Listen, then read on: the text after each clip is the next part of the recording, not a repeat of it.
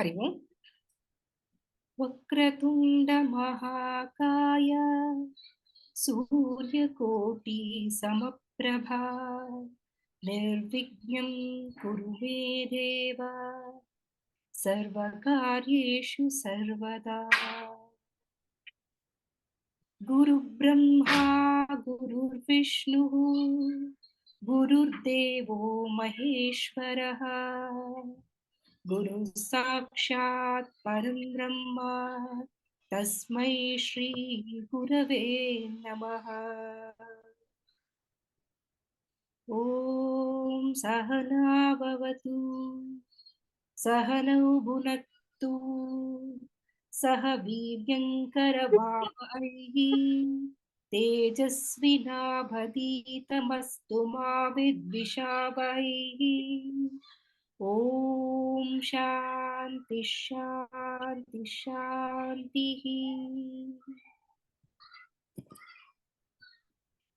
Namaste friends. Team Param Vedanta welcomes you all for the session 12 of Kathopanishad. We have completed 2 vallis of first chapter and today we are entering into the third valli. We will take up mantra 1 to 5 of third valli for our study and they will be explained by Dr. Anupama, Srimati Shamala, Dr. Sandhya Nanjundaya, Srimati Vani Bhaskar and Srimati Apeksha. Dr. Hegde sir, as always, will give us the deeper thoughts. Now it's time for us to listen to Dr. Ashwini, who will briefly revisit the mantras we studied last week before we go for introduction of today's class. Over to you, Dr. Ashwini. Thank you. Hari Om, Shri Gurubhyo Namaha. Now, this is the summary of verse number 21 to 25, which are profound and talks about Atma Swarupam mainly. The verse number 21, which is Asino Duram Vrajati Shayano Yati Sarvataha Kastam Madam Devam Madanyo Gnatumarhati. This is a subtle verse where Lord Yama talks about 2 aspects of Atma. The first one is the all-pervading consciousness, that is Samanya Chaitanyam, which has no specific location and we may experience it during our deep sleep. The second one being the once we are up and awake, the mind becomes functional and reflects upon the all-pervading consciousness. That reflected consciousness is called Vishesha Chaitanyam and is experienced only when the mind is functional. In the second slide, we see that the reflected consciousness overpowers Samanya Chaitanyam during waking state, but it cannot displace it. Vidyaranya Swami gives us an analogy of experiencing sunshine in the daytime. When we take a mirror and reflect the sun on the wall, a patch of reflected light appears on the wall. We experience 2 sunlights here. One is the original sunlight and the reflected sunlight. Original sunlight is overpowered by reflected sunlight. Behind this Vishesha Surya Prakasha, there is Samanya Surya Prakasha. When the mirror is removed, Vishesha Surya Prakasha disappears and we should be able to experience Samanya Surya Prakasha. Similarly, the body has Samanya Chaitanyam and Vishesha Chaitanyam.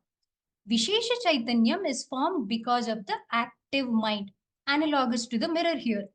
In active conditions of the mind, Vishesha Chaitanyam is localized and Samanya Chaitanyam is all-pervading. Next slide, sir. Devam in this context is Chaitanyam, that is Samanya Vishesha Swarupaha Atma.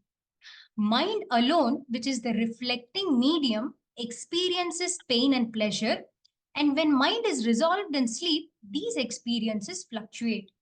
Since Vishesha Chaitanyam is in mind, it appears to experience pleasure from the standpoint of Vishesha Chaitanyam. But from standpoint of Samanya Chaitanyam, Atma is without pleasure. So the shift should be identifying ourselves with Samanya Chaitanyam as though we neither have pleasure or sorrow or any negative and positive emotions, and that leads to liberation. Next slide, sir. Since Atma has these contradictory features, understanding Atma is quite a task. And Lord Yama poses this rhetorical question as a jnani, or people or jnani like Yama, whose mind is trained and subtle, will be able to understand. In the next slide, we see verse number 22, which points out the all pervasiveness of Atma. Since the first one being, since Atma is all pervading, it cannot be contained within the body. It exists in all bodies like a space in the empty vessel. The permanent all pervading consciousness is present in every impermanent physical body, and it is also infinitely big. The intelligent person claims, I am Atma, I am Samanya Chaitanyam. Vishesha Chaitanyam brings glory only to the body mind complex, and I am not that. This is the Aparoksha Jnana. In the next slide, we see verse number 23. Nayamatma pravachanena labhyaha na medhaya na bahuna shrutena yame vaishu vrunute tena labhyaha tasyeshu atma vivrunute tanuswam. Lord Yama brings the topic of jnana sadhana here. He highlights the most important value, that is desire for self-knowledge.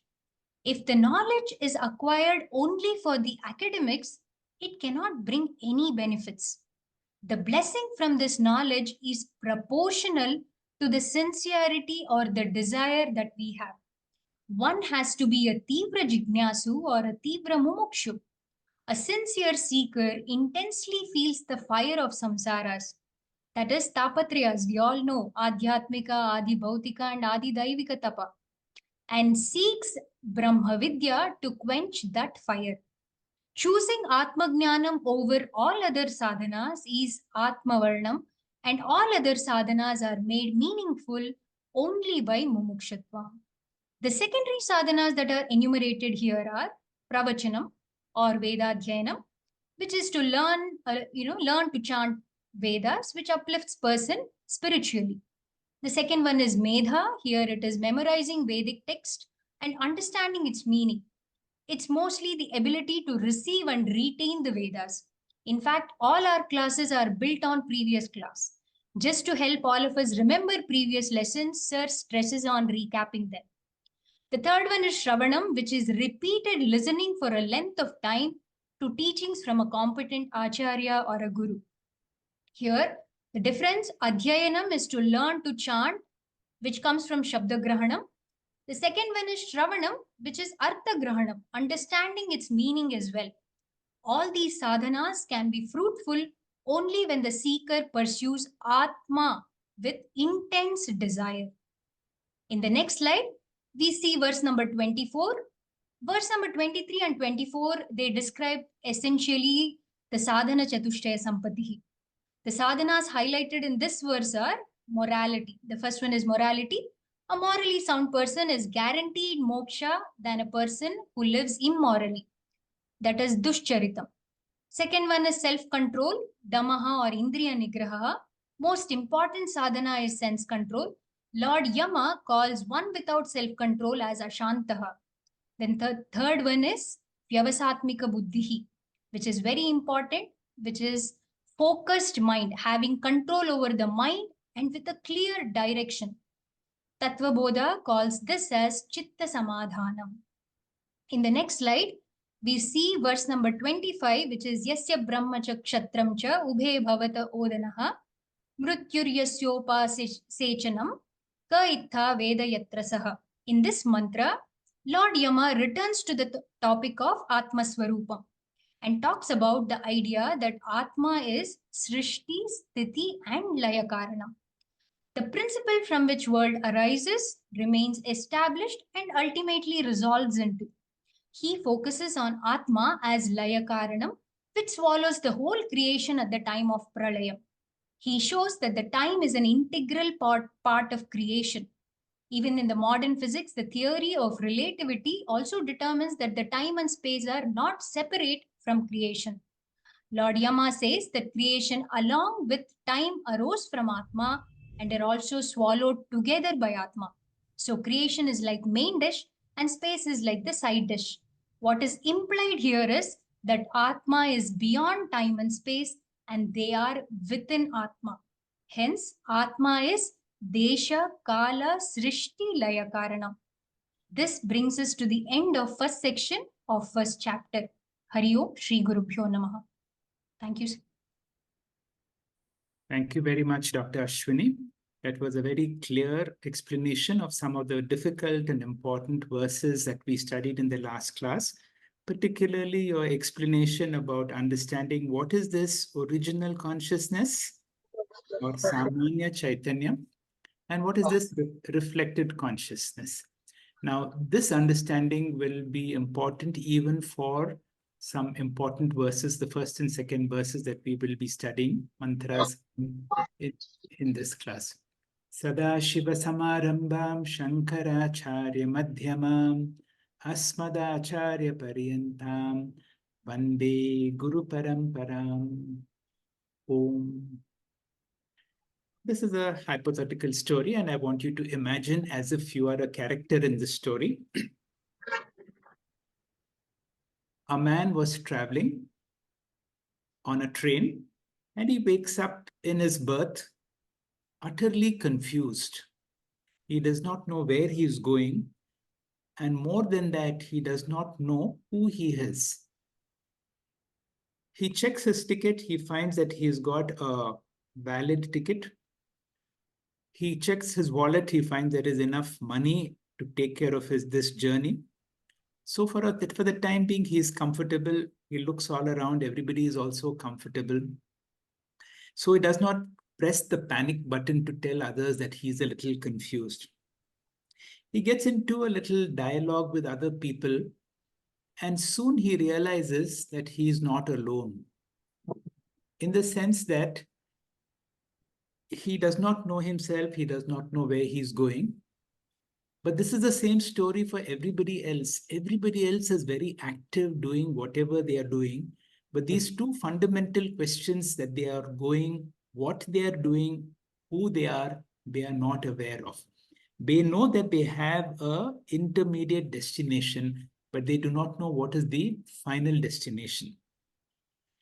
One thing is very clear. Whenever we have a doubt about why I am doing whatever I'm doing or who I am, maybe if you can ask this question to somebody, it is possible that someone might answer these questions. But for the majority of the people, why I am doing whatever I'm doing, what is my ultimate destination or who I am, this becomes a perpetual doubt, a perpetual question.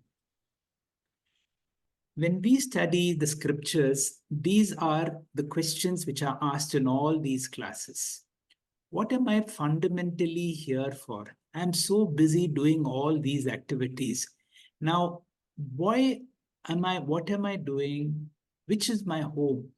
When we have a destination, what do you mean by a destination? A destination is where I reach my home, a place where from where I have nowhere to go, a place where I can be free, a place where I am secure, a place where there is peace, a place where I can live happily.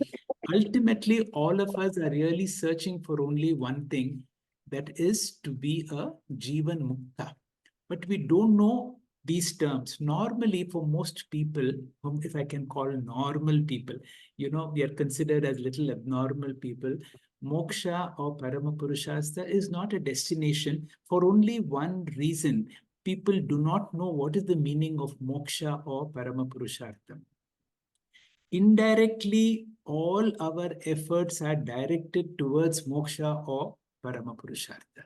We may use words like Jivan Mukti, Purnatvam or Tripti, but ultimately what we really want is, we want to be in peace, we want to be secure, we want to be happy. You will see invariably all our activities are fundamentally directed towards that. And when we enter into the world of spirituality, the teachers explain to us, where is that source that you are looking for? All our efforts are misdirected by looking for peace, security, and happiness outside, when I, or the real me, which I need to be introduced to myself, is the only source of permanent peace, security, and happiness. And once I'm able to discover that, then something wonderful happens.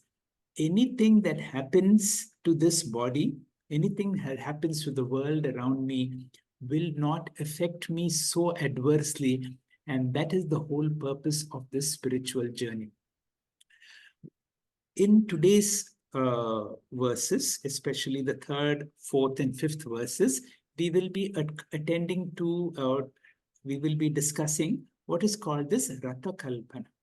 It is going to be discussed by all the teachers, so I'm not going to delve into that. But then in the Bhagavad Gita classes, especially the Sthita Prajna portion, Sri Krishna has dwelt on this very much in the topic of what is a Sthita Prajna. In the important verse, verse number 61, Sri Krishna gives us a very powerful message. Tani sarvani samyamya yukta asita matparaha. Now, whenever I have a dilemma in my life, whether I should do this or that, what is that I should do? And when I am confused, Sri Krishna says, do exactly like what Arjuna did. Arjuna put me on the driver's seat. And putting Sri Krishna on the driver's seat is to put your higher principles, your higher values on the driver's seat. And if you are able to do that, then our life's journey is going to be very clear. We are going to move from prayers, the pleasant path, to that of Shreyas. A few centuries ago, a great Acharya of the Sringeri Mutt, Swami Jnanananda Bharati, wrote a few verses, 9 important verses, which form a text called Jiva Yatra. The entire Jiva Yatra is based on the Ratha Kalpana verses of Kathopanishad, wherein our whole life is compared to a spiritual journey. As a person, when you are on a journey, we have to be very clear about where I am going to and what is the means with which I reach to that journey. Fortunately for us, Swami Paramarthananda ji has spoken and explained on each of these verses, and it is available also in a book form. But the basis of all this is the Ratha Kalpana verses. Some of them will be studying in classes today, and some of them will be in the subsequent classes. Our opening verse, this is a particularly difficult verse, will be explained by Dr. Anupama. Dr. Anupama, please. Shri Gurubhyo Namaha. Mantra 1 introduces Jivatma and Paramatma. Ritam pibantau sukrutasya loke, guham pravishtau parame parardhe, chaya tapau brahma vidau vidanti, panchagnayo yecha trinachiketaha. In the earlier Valli, Mantra 21, we have seen Asino Duram Vrajati, Shayano Yati Sarvataha. This means, although Atma is Eka, it has two versions, the original or Bimba Chaitanyam and the reflected Chaitanyam or Pratibimba Chaitanyam. How is this reflected consciousness formed? The mind, RM, has the unique ability to reflect the OC. And this reflection is called RC. The mind now becomes a sentient entity on reflecting the OC, just as the filament of a bulb glows with the passage of electricity. The OC we know is intrinsically sentient, whereas the mind, the reflecting medium, just has borrowed sentiency. So we now know that every living being apparently has two consciousnesses, the RC and OC, whereas the dead have only one, the OC. In chapter 15, verse 7, Bhagavad Gita, Krishna has said, Mama eva amsha jiva loke, jiva bhuta sanatanaha, mana shashtani indriyani, prakriti sthani karshati. Krishna means, in this world of beings, a part of me, the OC, exists in the form of the external jiva, the RC. At the time of death, this RC drags Karshati, the entire Sukshma Sharira, meaning the 5 sense organs, and the 6th Shashtani, which is the mind, which are located in Prakriti Sthani, meaning the body or Sthula Sharira, leaving the dead body with just the OC, while all living beings have both OC and RC. The features of RC and OC we see are diagonally opposite. RC is located in the mind. It is parichinna. It is subject to change, savikara. It is aneka. There are as many RCs as there are living beings. It is subject to travel because it moves through the mind. Gamana, agamana. Being associated with the mind, which is associated with the body, it becomes a karta bhokta. Ultimately, at the time of death, it quits the body along with the mind. In this verse, this RC, the Jivatma, is called Chaya, and OC, the Paramatma, is called Atapaha. The mind, we know, is endowed with both the OC and RC. Now, where is the mind located? Loke, in the body. And where are Jivatma and Paramatma located? Guham Pravishtav. They are lodged in the mind, which is in the body. Which aspect of the mind? Parame Parardhe. Here para means Paramatma and Ardha means space. So Parardhe means Paramatma Vasasthanam or Brahmasthanam, the sacred space, the sanctum sanctorum. Now, what are Jivatma and Paramatma doing in the Parame Parardhe? Ritam Pibantau. Here Ritam means karma phalam and Pibantau means consuming. Whose karma phalam? Sukrutasya Ritam. Sukrutasya means Swayam Kritasya, one's own karma. So now let's analyze the word Pibantau. It here appears as though both Jivatma and Paramatma are consuming karma phalam. Is this true? No. Does this contradict the akarta abhokta status of Paramatma? Does this contradict the Mundaka mantra, Dvasuparna Sayujasakaya Samanam Vriksham Parishasvajate Tayor Anya Pipilam Swadu Atti An Ashnan Anya Abhichaka Shiti, which means as the Jivatma indulges in kartritva bhoktritva activities, Paramatma just looks on without any action. As usual, Adi Shankaracharya comes to our rescue. He explains this as Chatri Nyaya, meaning assume a group of people are traveling together. Although only some of them carry umbrellas, from a distance it appears as though all of them umbrellas. This is also explained as Anyonya Adhyasa in Tripti Deepa, meaning due to the proximity of Paramatma to Jivatma, the attributes of Jivatma get transferred to Paramatma, just as a colorless crystal appears red in the proximity of a red rose. This Jivatma and Paramatma are discussed in both the Karma Kanda and Jnana Kanda of the Vedas. Brahma Vidaha here means the Jnani who focuses on Jnana Kanda.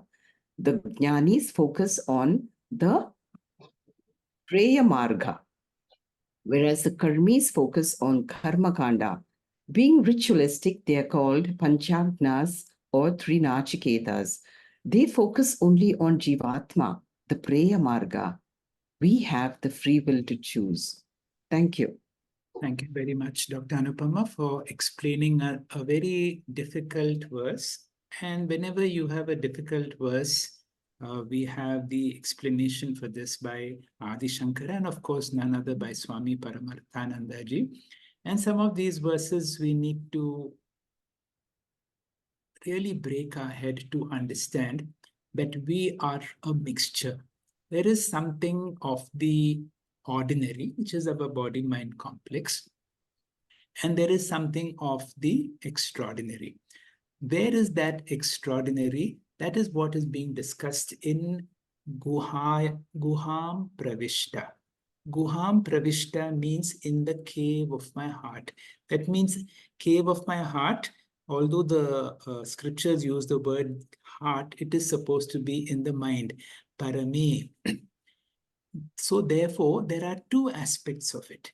And these are grossly different, like chaya and tapa, like the shade and the sun. They are so grossly differential. Who says that? Brahma Vido Vidanti. Those who have studied the Vedas know about these two distinctions. So remember, in me is something of the ordinary. In me, there is something of the extraordinary. And therefore,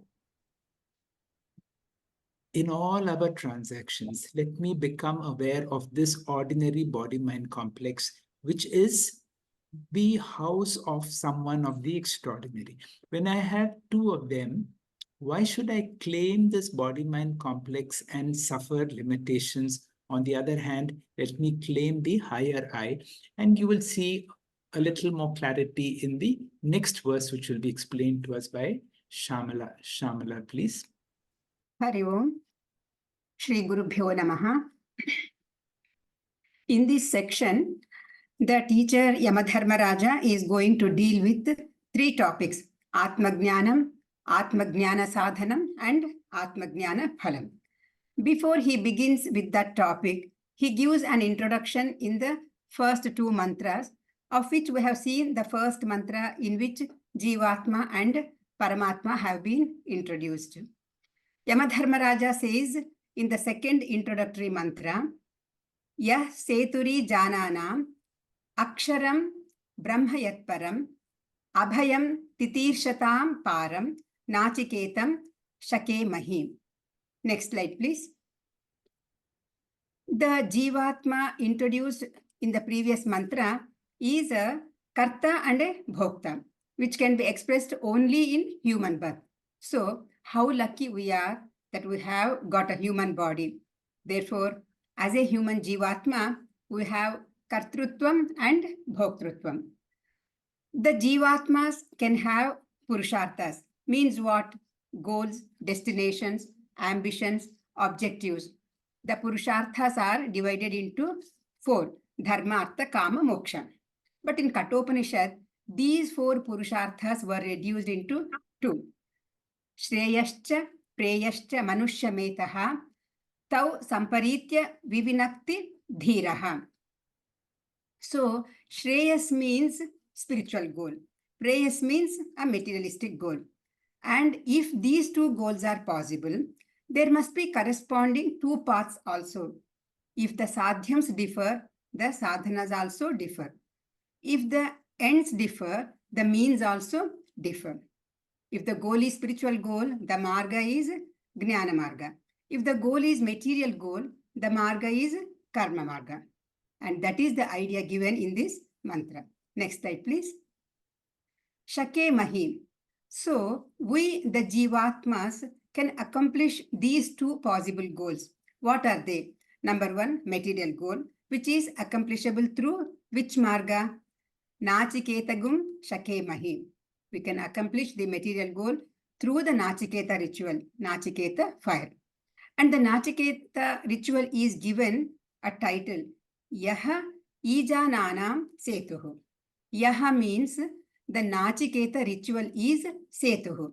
Setuhu means what? A bridge or Margaha. A path for whom? Ijananam, a person who wants to perform the ritual. Next slide, please. So thus, for the ritualistic people, Nachiketa type of ritual is the path, and through such karma path, they can accomplish materialistic goals, which are brought within three basic things. Better instruments or better body means healthy body, healthy sense organs is one type of material goal. The second type of materialistic goal is sense objects, which we want to contact and enjoy. Shabda, Sparsha, Rupa, Rasa, Gandha. And the third materialistic goal is a healthy environment to enjoy them. We have got a wonderful house, wonderful sense objects. If we are in a country where the regular bomb explosions go on here and there, and we don't know when, from what direction the bomb will come and explode. How can we enjoy life? Because there is a constant threat. Therefore, the environment should be one of peace and harmony.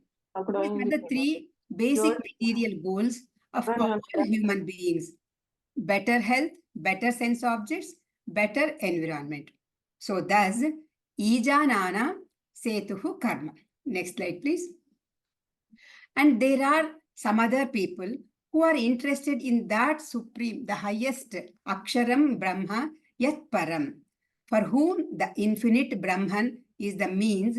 And here Brahman should be understood as Brahma Jnanam. So for whom Akshara Brahma Jnana Marga is the means, Abhayam Param Titir Shatam, who are interested in reaching the Param, the other shore of samsara. Samsara means mortality. The other shore of samsara means immortality. And what type of immortality? Abhayam, which is the only ultimate security, fearlessness.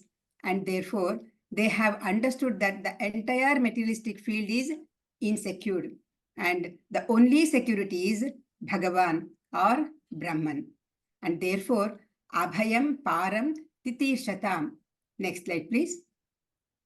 And of the two means, Shake Mahim, we can resort to anyone. Do we want finite goal or infinite goal? And the most of the people, unfortunately, after long thinking, choose prayers only, finite goals only. That is why in the previous section it was said, Preyaha Mandaha Yogakshemad Prunite. Mandaha means the dull-witted, unintelligent, indiscriminate person chooses prayers. But Nachiketa, like people, choose Shreyas as the destination. With these two mantras, the introductory part is over. Hari Om, Shri Guru Bhyo Namaha. Thank you very much, Shamala, for another nice explanation. Again, another difficult verse. Again, talking about the spiritual journey. Now, when we are in the spiritual journey, normally we are trained to be worldly. That means we need to be successful in the world.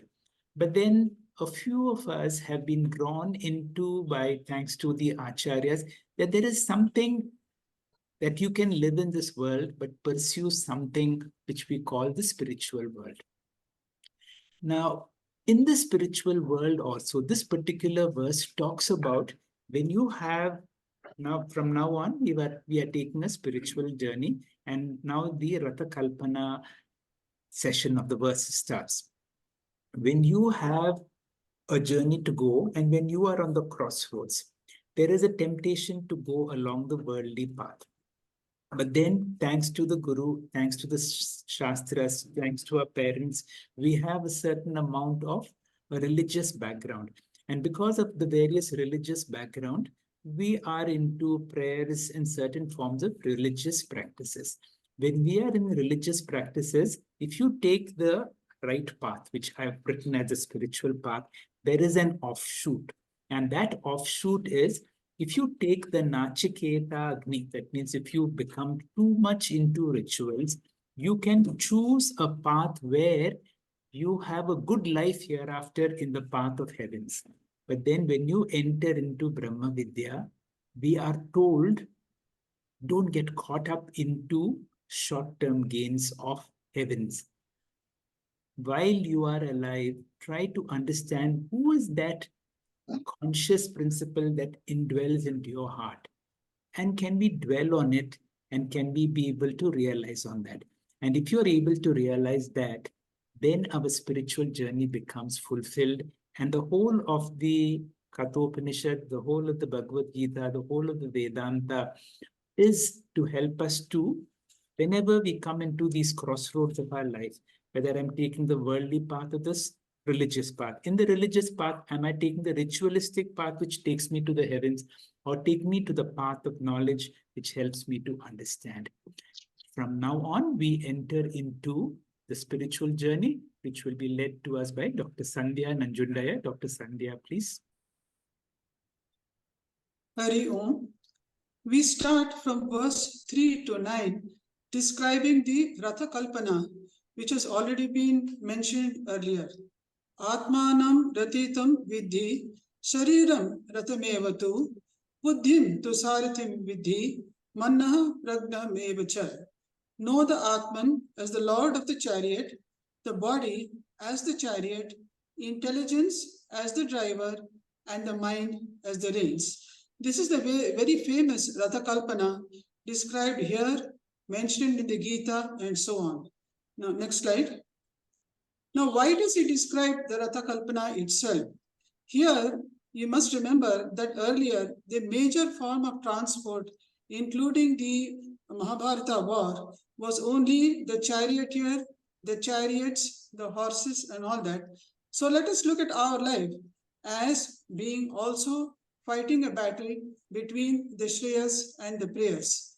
Now, if we are going to follow the path of Shreyas, there are 6 components in our lives that we have to take care of, and this has been compared to the 6 components of the chariot. The first one is the body of the chariot. The second, the horses of the chariot. The third is the mind, which holds the horses, reins the horses. The fourth, of course, is the charioteer, who's controlling the chariot. And there are 2 other components, the consciousness, or the person who is the passenger, as also the road. Now, if we allow the horses to go any which way, allow the mind to be dragged along with the horses, then definitely we are not going to reach our own path of Shreyas, Sadhana, and Moksha.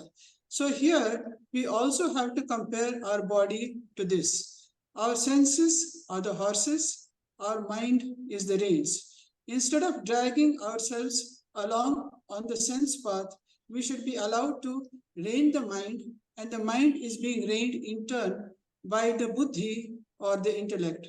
Our body connected to the horses with the reins, and there are only 2 parts which are not really under our control, the original and the reflected consciousness, as also the road.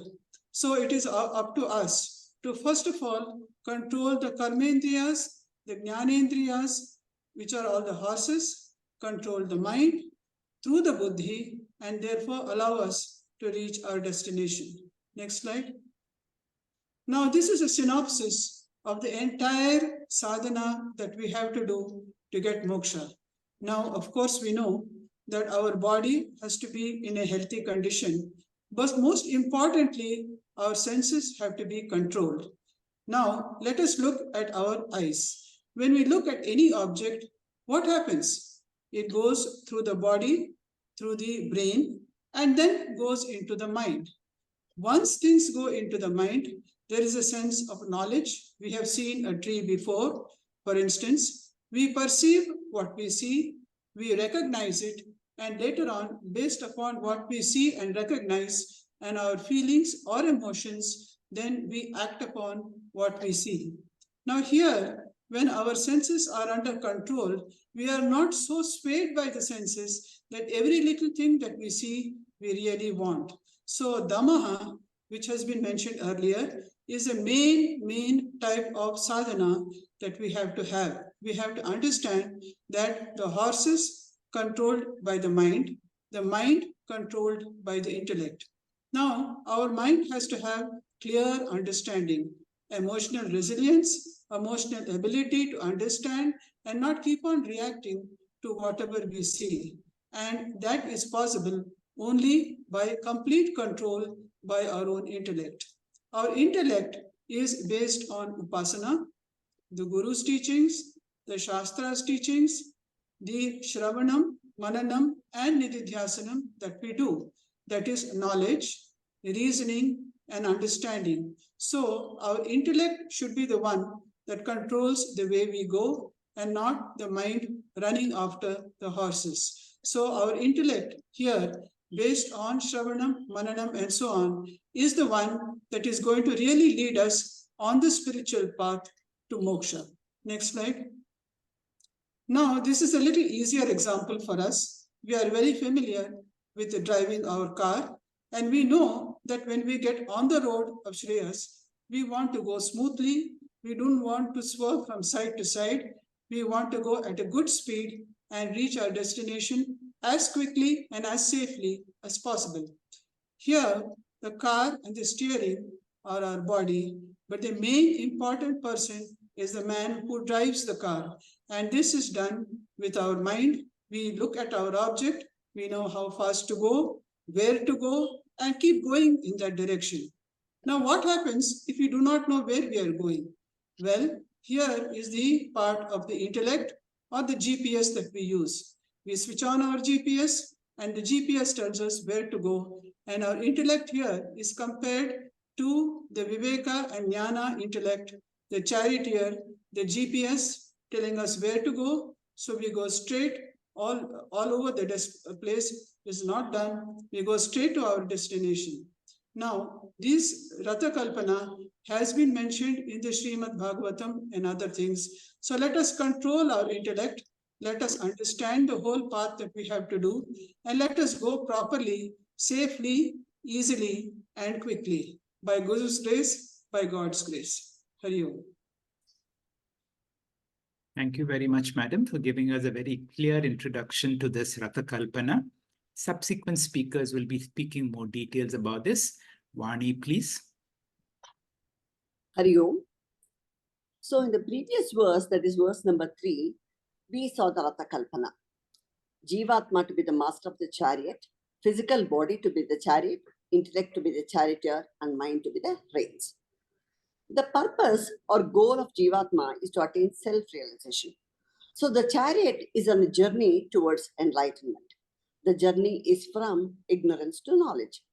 For this, we need body, mind, senses, and intellect, and which are the instruments for our spiritual practices.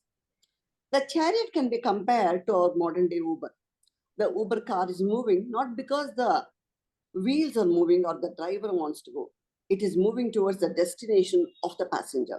Similarly, here, the master of the chariot has to reach his destination, that is self-realization. So coming to the verse number 4, it says, Indriyani hayanahuhu vishayan steshu gocharam atmendriya manoyuktam bhukte kehur manishnaha. So the word meaning of this is Indriyani is sense organs, Hayan is horses, Ahuhu is they declare, Vishayan is sense objects, Teshu Gocharan to be their paths or roads, Atmendriya Manoyuktam, the Jivatma along with body, sense organs in the mind, Bhokta is the experiencer or enjoyer, Iti is thus, Ahu is they say, and Manishinaha is the wise man. So the meaning of this verse is they declare the sense organs to be the horses and their roads are the sense objects. The wise men declared that the Jivatma, along with the body, sense organs, and the mind, is the experiencer. So in this verse, the sense organs are compared to the horses. Horses draw the chariot. Similarly, the sense organs pulls you or the Jivatma. The path traversed by the horse is the road. The horses or sense organs go on a road, and these are the roads of the sense objects. The sense organs drag the physical body from place to place to experience the sense objects. So if the eye is the horse, the road traversed is various forms and color. For the horse eye, rupa or form is the road. Similarly, for the horse ear, shabda or sound is the road. For the horse nose, gandha or smell is the road. And for the horse tongue, rasa or the taste is the road. And for the horse skin, sparsha or the touch is the road. So shabda, sparsha, rupa, rasa and gandha are the 5 roads on which the horses, the sense organs, run. If the horses are not trained properly, they will go here and there and the chariot will crash and the master of the chariot will not reach his destination. So it is very, very important that horses must be trained well.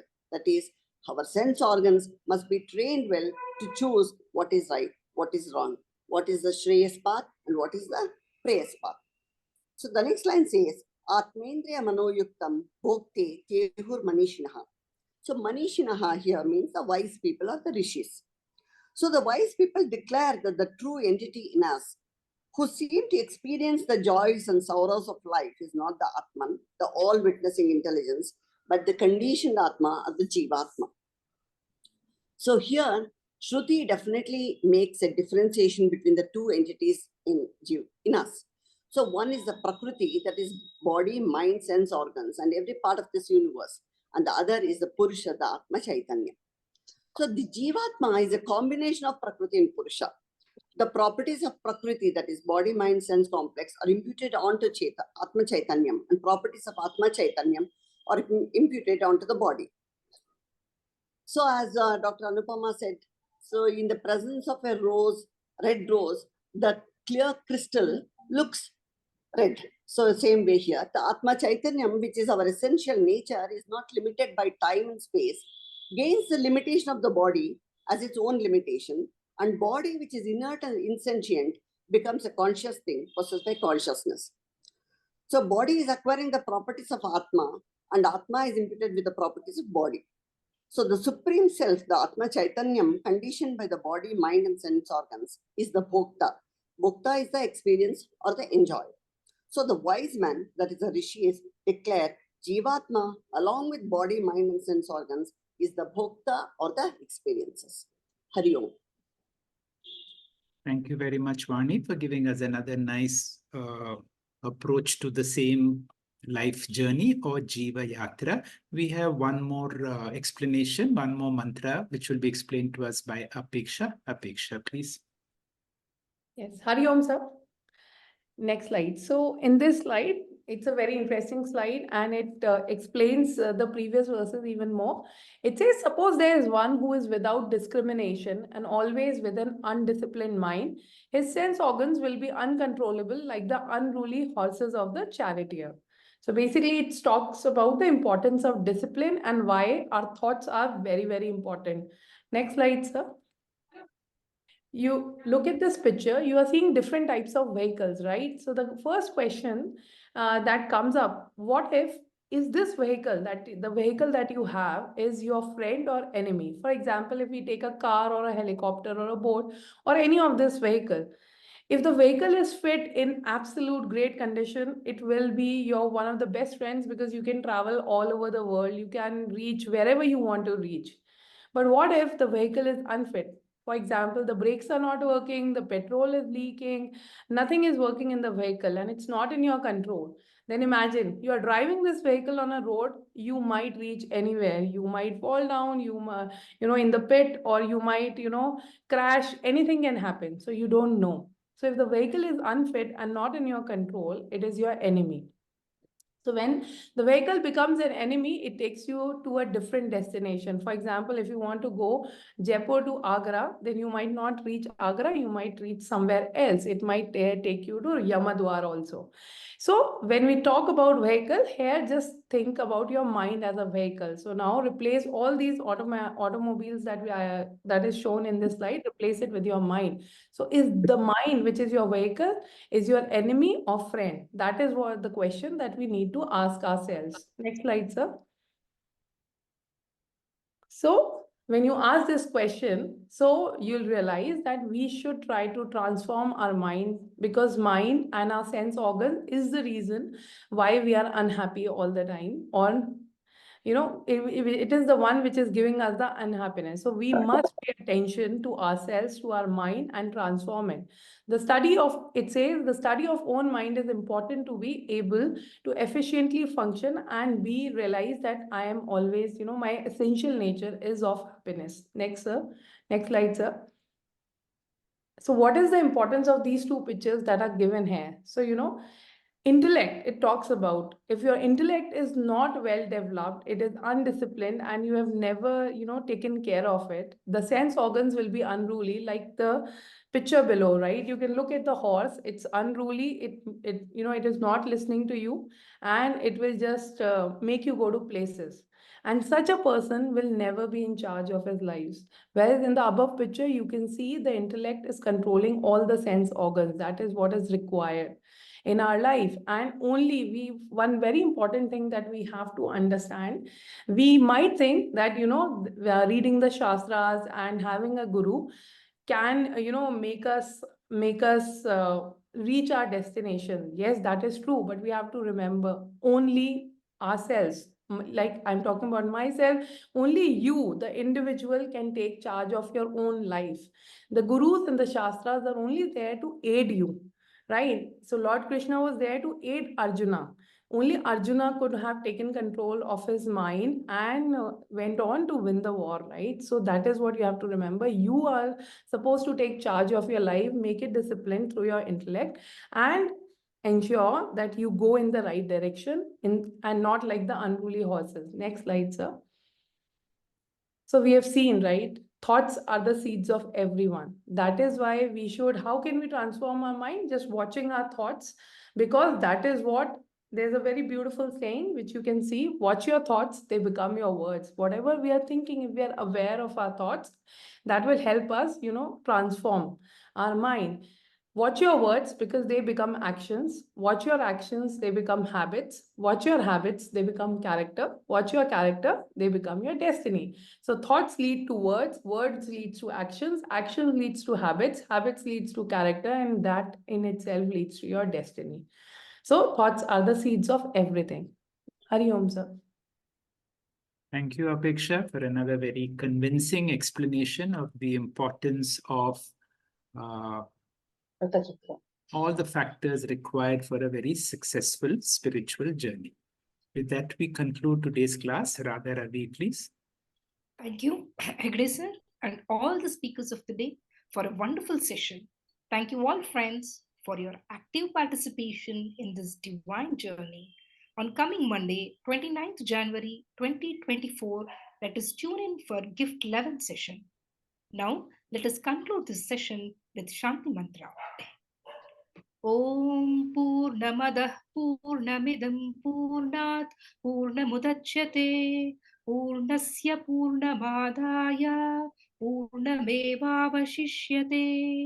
ॐ शान्ति शान्ति शान्तिः हरिः ॐ श्रीगुरुभ्यो नमः हरि ओम्